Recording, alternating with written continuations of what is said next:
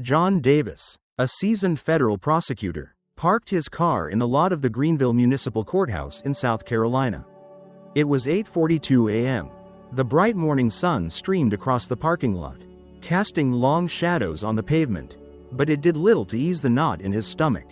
He was late, something he never allowed to happen. But today had been different. A sudden phone call from the U.S. Attorney's Office had delayed him, pulling him into a meeting about an urgent human trafficking case. As he glanced at the time, a wave of frustration swept over him. If you're enjoying the story so far, make sure to hit the subscribe button on our channel, RVM Black Struggles. John had spent weeks gathering evidence for a simple property tax dispute over his grandmother's house, an old, cherished home in Greenville that held decades of memories. It wasn't just a property to him, it was the anchor of his childhood. Yet, the city had decided to raise the taxes inexplicably, and John was there to contest the adjustment. But today, nothing was going according to plan. The early morning call about the trafficking case had thrown him off. And now he was rushing into a courthouse that held a reputation for harshness. If you like the video, leave a comment saying 1. If you don't, comment 0. No opinion? No worries. Just hit the subscribe button to stay updated on all our content. He stepped out of the car, adjusting his navy suit and briefcase. As he made his way toward the courthouse, a message buzzed on his phone from his assistant. The judge in Greenville has a reputation for being tough on latecomers. Be careful. John sighed and tucked the phone away. He wasn't worried, after all. He had evidence on his side. But something about the warning lingered, gnawing at him. Today, it felt like life was pushing him into a storm he wasn't prepared for. Don't forget to like and share this video with friends who might need to hear this story. Together, we can raise awareness and support change. John stepped into the courthouse, immediately feeling the contrast between this place and the sleek, modern federal courts he was accustomed to. The air was thick with the scent of coffee and old papers. And the walls, a dull beige, had seen better days. As he walked through the narrow hallways, he noticed the hustle and bustle of people, some looking anxious, others frustrated, all waiting for their turn in front of a judge they hoped would show leniency. At 8:50 a.m., John had just enough time to find the courtroom. His eyes darted to the signs hanging above the hallway doors, each marked with room numbers. He finally reached room 204, where Judge Jennings was scheduled to preside. The brass plaque on the door seemed almost ominous, as if warning John of what lay ahead. As he entered, he saw the room slowly filling with people, many of them seemingly in the same boat as him, trying to find a way to resolve their issues quickly and move on with their lives. He sat at the back, organizing his evidence for the property tax case. His mind was still racing from the earlier human trafficking case, but he forced himself to focus. Moments later, Judge Jennings entered the courtroom, a tall, imposing figure with piercing blue eyes and a commanding presence. Judge Jennings didn't need to speak a word to capture the room's full attention. His reputation for strictness was well known, and the silence that fell as he took his seat was deafening. He started calling cases one by one, his voice sharp and detached. Then came the first shock. John noticed a middle-aged man entering the room late. Without so much as a glance from the judge, another person, a woman dressed casually, slipped in quietly but was equally overlooked.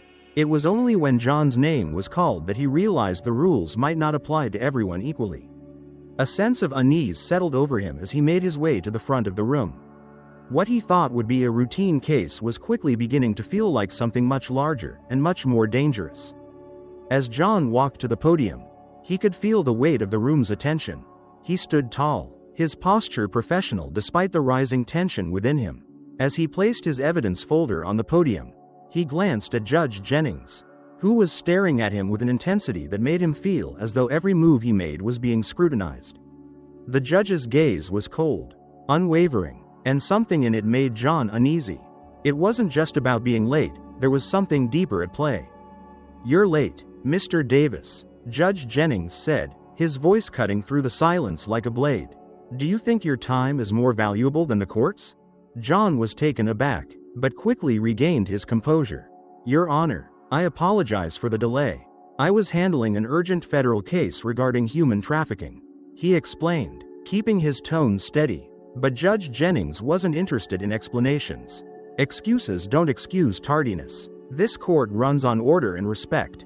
And if you can't follow that, maybe you should reconsider your priorities. His voice was sharp, final. The words stung, but John kept his face neutral.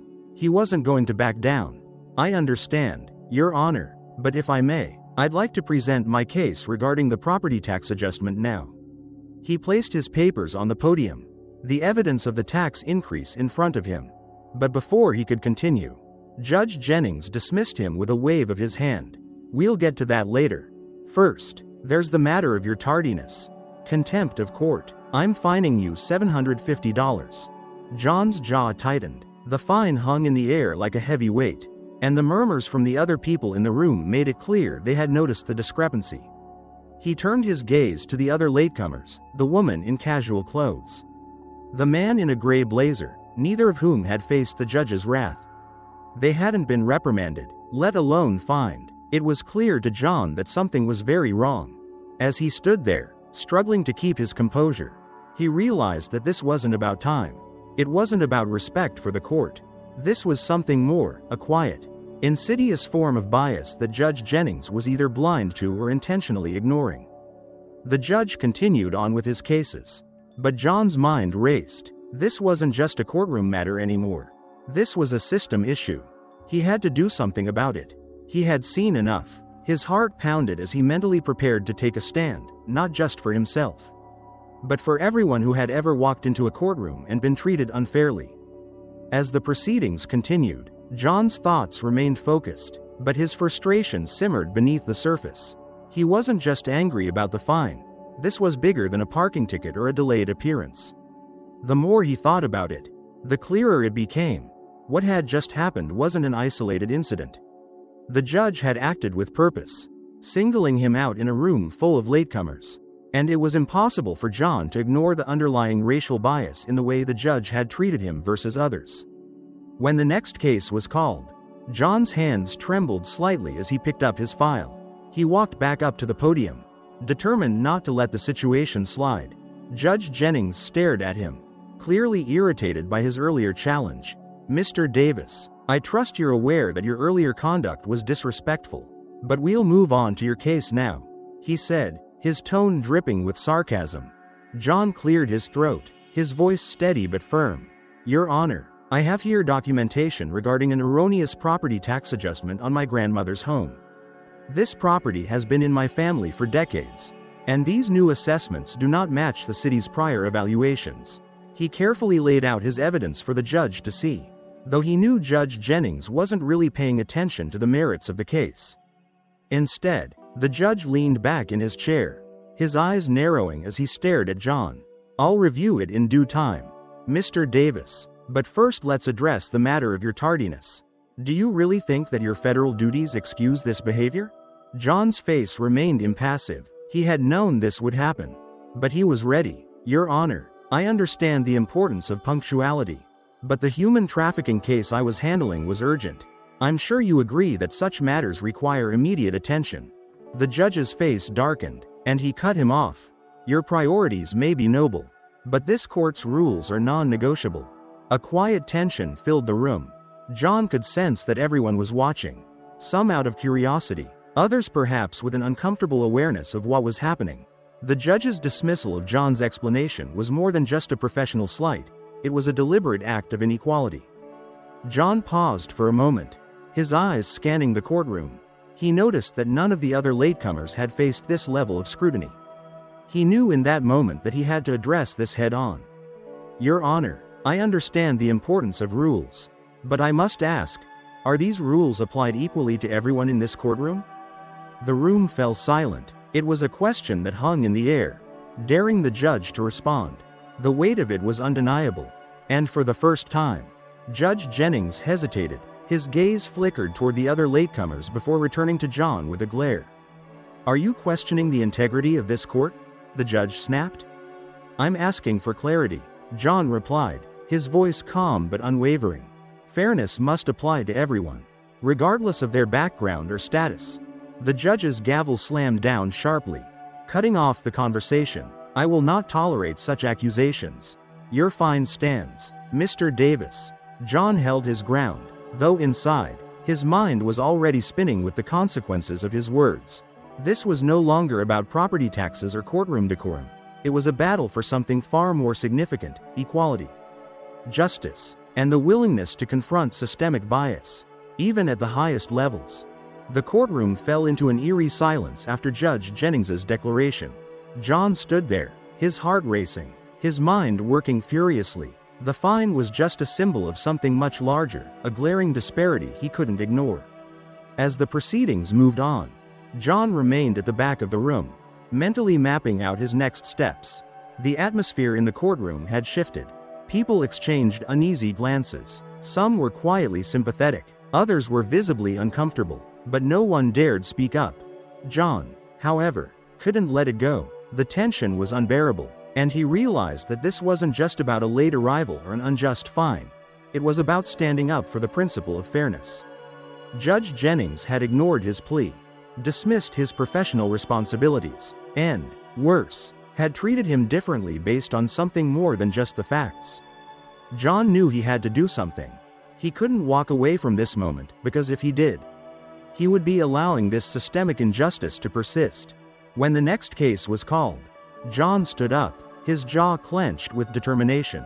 He walked to the podium slowly, his mind made up. Judge Jennings looked at him with disdain. "Mr. Davis, I trust you're not here to waste any more of this court's time?"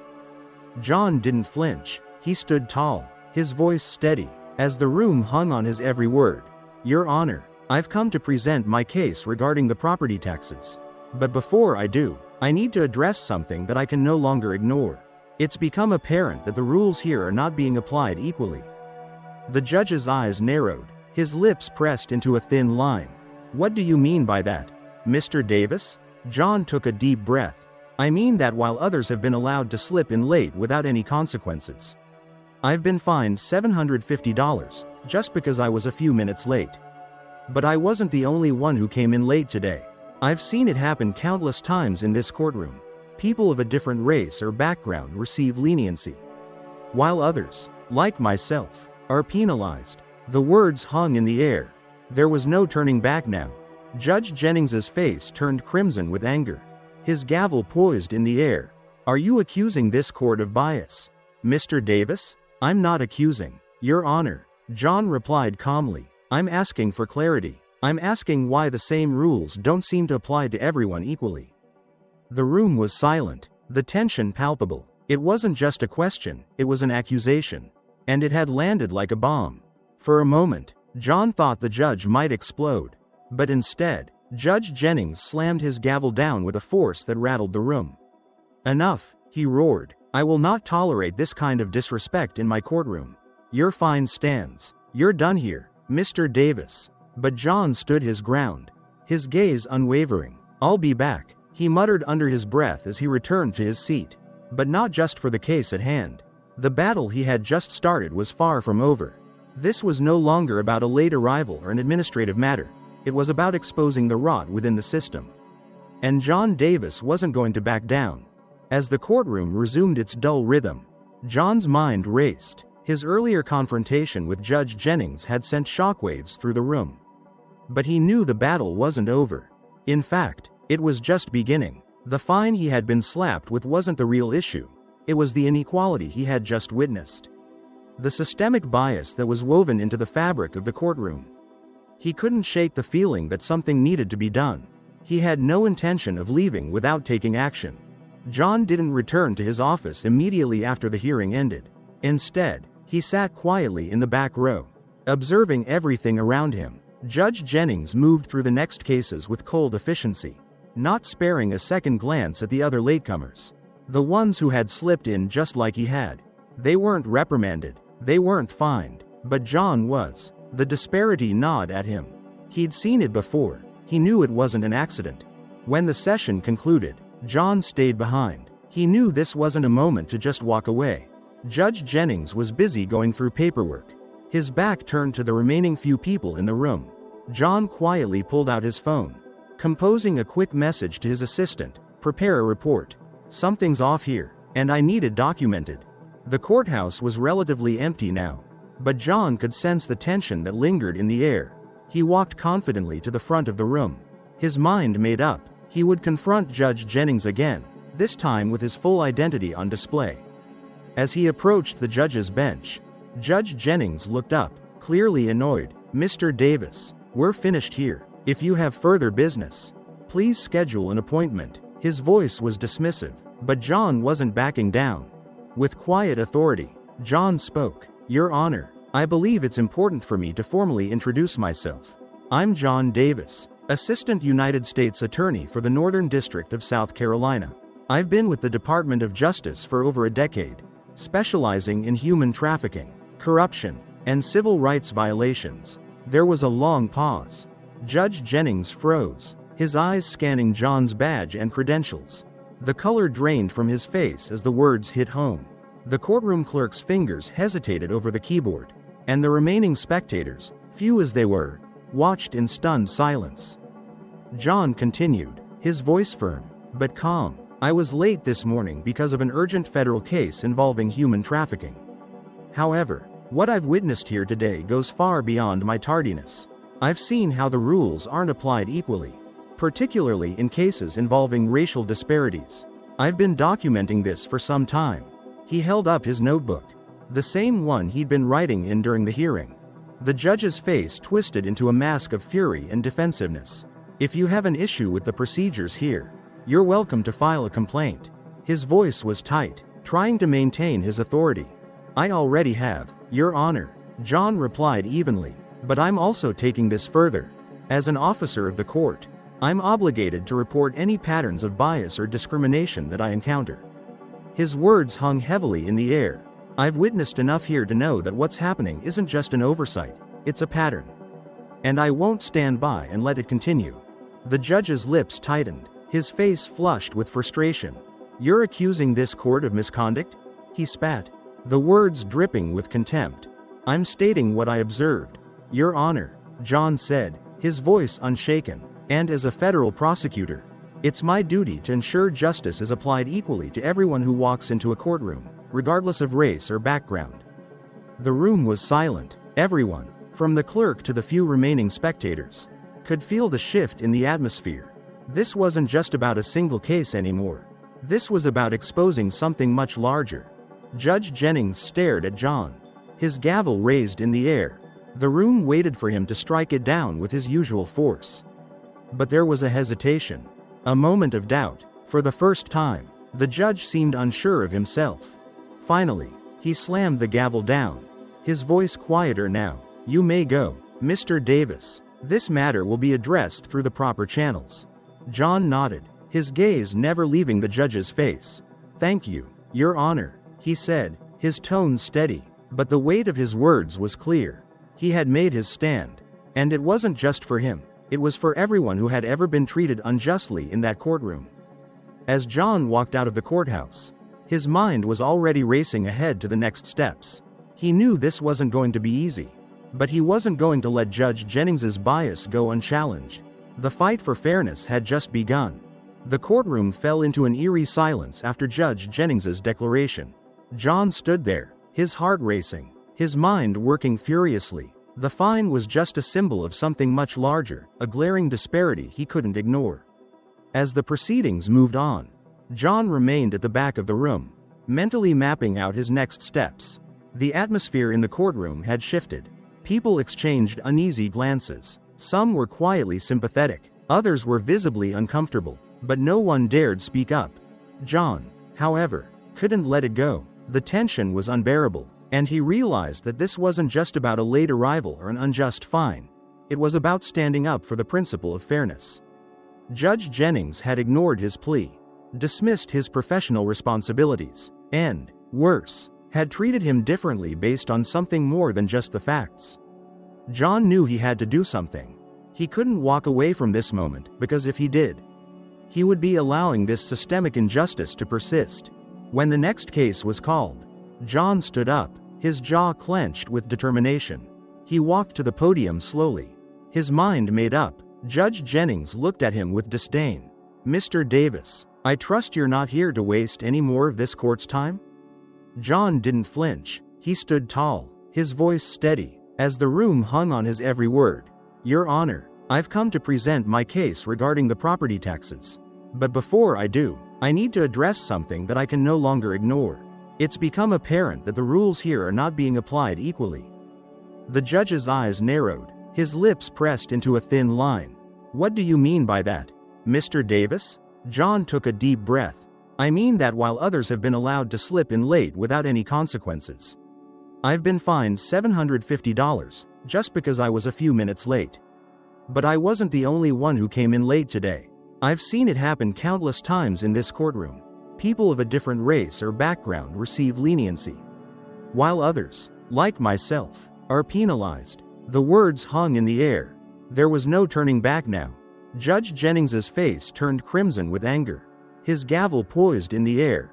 "Are you accusing this court of bias, Mr. Davis?" "I'm not accusing, Your Honor," John replied calmly. "I'm asking for clarity. I'm asking why the same rules don't seem to apply to everyone equally." The room was silent, the tension palpable. It wasn't just a question, it was an accusation. And it had landed like a bomb. For a moment, John thought the judge might explode. But instead, Judge Jennings slammed his gavel down with a force that rattled the room. "Enough," he roared. "I will not tolerate this kind of disrespect in my courtroom. Your fine stands. You're done here, Mr. Davis." But John stood his ground, his gaze unwavering. "I'll be back," he muttered under his breath as he returned to his seat. But not just for the case at hand. The battle he had just started was far from over. This was no longer about a late arrival or an administrative matter. It was about exposing the rot within the system. And John Davis wasn't going to back down. The days following John Davis's confrontation in the courtroom were anything but calm. The decision he made to challenge Judge Jennings publicly had sent ripples through the legal community. But the storm was far from over. As John sat in his office, typing out a formal report documenting the events that transpired, he couldn't shake the feeling that his actions were about to ignite something much bigger. And, as he suspected, they did. By the next morning, the news outlets had caught wind of the confrontation. The headline read, "Federal Prosecutor Accuses Local Judge of Racial Bias in Courtroom." The story quickly spread across the city, then the state, and eventually made national news. Calls began flooding into John's office from reporters, activists, and lawyers asking for more information. The public had begun to notice. But with the media attention came unwanted pressure. The stories started to pile up, former defendants coming forward with their own experiences of mistreatment under Judge Jennings. The accusations were damning. One by one, people described how they had been treated unfairly, steep fines for minor offenses, humiliating treatment, and cases where Judge Jennings seemed to ignore the very same rules he so vehemently enforced on others. John's inbox became a flood of messages, some offering support, others questioning his integrity. But there were also darker messages, threats from those who supported Judge Jennings and feared what would come next. John had always known that speaking out against powerful figures would make him a target. But it was different now. It wasn't just his career on the line. There were others involved now, people who had witnessed this injustice firsthand. The pressure was building, and it wasn't just public. Rachel Harper, his supervisor at the U.S. Attorney's Office, had called him several times that week. "John, I've read through your report. This isn't just an isolated incident. The judicial system needs to take action," she told him during one of their conversations. "But we need to be strategic. There's a lot at stake here. This could escalate quickly." Rachel was right. Judge Jennings was already feeling the heat. Rumors spread that he had been summoned to closed-door meetings with the state's judicial review committees. His denial of any wrongdoing didn't stop the investigation from gathering momentum. The committee was requesting records from the courthouse, interviewing staff, and reviewing case outcomes. It was clear now that Judge Jennings was under serious scrutiny. But with the mounting evidence came resistance from those loyal to the judge. John had expected this, but it still stung. Several influential figures within the local legal community began speaking out against him. Some accused him of playing politics, while others claimed he was overstepping his bounds as a federal prosecutor. They were trying to discredit him, to push him back into silence. They were used to this kind of behavior, maintaining the status quo. keeping things quiet, making sure no one rocked the boat. One night, as John left his office, he noticed a black SUV parked across the street. It wasn't the first time he'd seen it, but this time, the driver was watching him. John's gut instinct screamed at him that he was being followed. The tension was palpable, and he knew that if he didn't keep pushing forward, the system would continue to protect itself and bury any hope for real change. It wasn't just about exposing Judge Jennings anymore, it was about something bigger. A system that had been turning a blind eye to racial bias for years. And a system that had the power to crush anyone who tried to speak out. The road ahead was dangerous. But John couldn't turn back now. He had made a commitment to seek justice. And nothing was going to stop him from seeing it through. As he walked to his car, he sent a quick text to Rachel, "Prepare for a storm. It's coming." He wasn't just fighting for the truth anymore. He was fighting for the future of the justice system itself. The weeks that followed John Davis's confrontation with Judge Jennings were a blur of press conferences, legal battles, and relentless investigations. The storm he had anticipated had arrived, and it was bigger than he could have imagined. The national media had picked up the story, and the hashtag #EqualJustice now trended for days. People from across the country began sharing their own experiences with biased court systems, fueling the growing movement for reform. Despite the overwhelming attention and support, the pressure on John continued to mount. He was now under constant scrutiny from the public and his peers. But he held strong, knowing that he was doing the right thing. The battle wasn't just personal, it was about confronting a systemic issue that had been swept under the rug for far too long. He couldn't turn back. The investigation into Judge Jennings deepened. Court staff, including Mrs. Thompson, the longtime clerk, and James Wilson, the bailiff, stepped forward, providing crucial evidence of the judge's bias. Their testimonies painted a picture of a man who had manipulated the court system for years, treating black defendants with disdain and imposing harsh fines while letting white defendants go with little more than a warning. John's courage to speak out had unlocked the floodgates. The Judicial Review Commission moved quickly, launching a formal inquiry that shook the foundations of Greenville's legal system. By the end of the first week, they had uncovered enough evidence to prove that Judge Jennings had been involved in racial discrimination and that his actions had deeply impacted the community.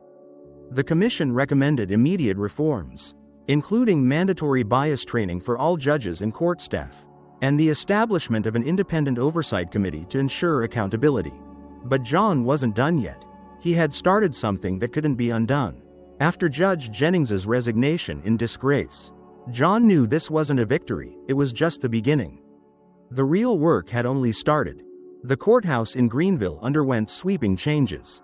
The old, cracked walls were painted afresh, welcoming color. New signage was put up, pointing visitors to resources they never knew existed: legal aid, payment plans, and guides on how to navigate the court system. The physical transformation mirrored the more profound changes happening inside the courthouse. Months later, John stood before a group of law students at a community event, speaking about the reforms that had taken place. "Justice isn't just about laws," he said, his voice calm but filled with conviction. "It's about how we treat the people who come into our courtrooms. It's about fairness, dignity, and respect for every individual, no matter their race, background, or social status." As he looked out at the sea of eager faces, he saw hope, a new generation of lawyers, community leaders, and activists who had been inspired by his story. They understood now that change was possible, and that it started with standing up against injustice, no matter the cost. Back at his office, John placed the $750 fine from that fateful morning in a frame on his wall. It wasn't a symbol of defeat, it was a reminder of everything he had fought for. Below it hung a photo from a recent event, a group of young law students who had started a civil rights clinic in his honor. Their smiles radiated hope, and John couldn't help but feel a deep sense of pride in what had been accomplished. The story of John Davis and his stand against Judge Jennings became a symbol of what could be achieved when individuals took a stand against systemic oppression. The ripple effect was undeniable. With similar movements sprouting up across the country, John had sparked a conversation about fairness, equality, and justice that was impossible to ignore. But there was still work to be done. John knew that the fight wasn't over. Even with the reforms in place, it would take years, decades, perhaps, to root out the ingrained biases in the system. But as he looked out over the growing crowd of supporters and activists, he knew one thing for sure: change was possible. It was happening, and it would continue to happen, as long as people like him refused to stay silent. As he walked out of the courthouse one last time that day, he paused to take it all in: the bright, new building, the renewed sense of hope in the air, and he realized that while his personal journey had been difficult, it had led to something far greater: a step forward for justice, a beacon of hope for future generations, and a reminder that standing up for what's right always, eventually, leads to change. In today's world, John Davis's stand against Judge Jennings serves as a powerful reminder that we all have a responsibility to challenge injustice, especially when it's built into the systems that are meant to protect us. Just like John, we often face moments when we see something wrong, whether it's in the workplace, community, or even within ourselves, and feel the temptation to turn away. But real change starts when we choose to speak up, even when it's difficult. The story teaches us that fairness, integrity, and respect are not just ideals but practices that we must hold ourselves and others accountable to. It's easy to ignore biases, even unconscious ones, but we have the power to challenge them, just as John used his position and voice to shed light on the inequality in the courtroom. We too can use our platforms, whether big or small, to address unfair treatment when we see it in our own lives, be it through advocating for diversity, standing against discrimination, or simply being kind and just in our interactions. We can create a ripple effect of positive change. The message is clear: when we take a stand for what's right, even if we stand alone, we become a part of something bigger, a movement toward a more just and equal society. The fight for fairness doesn't end with one act. It's a lifelong commitment to making the world better for everyone.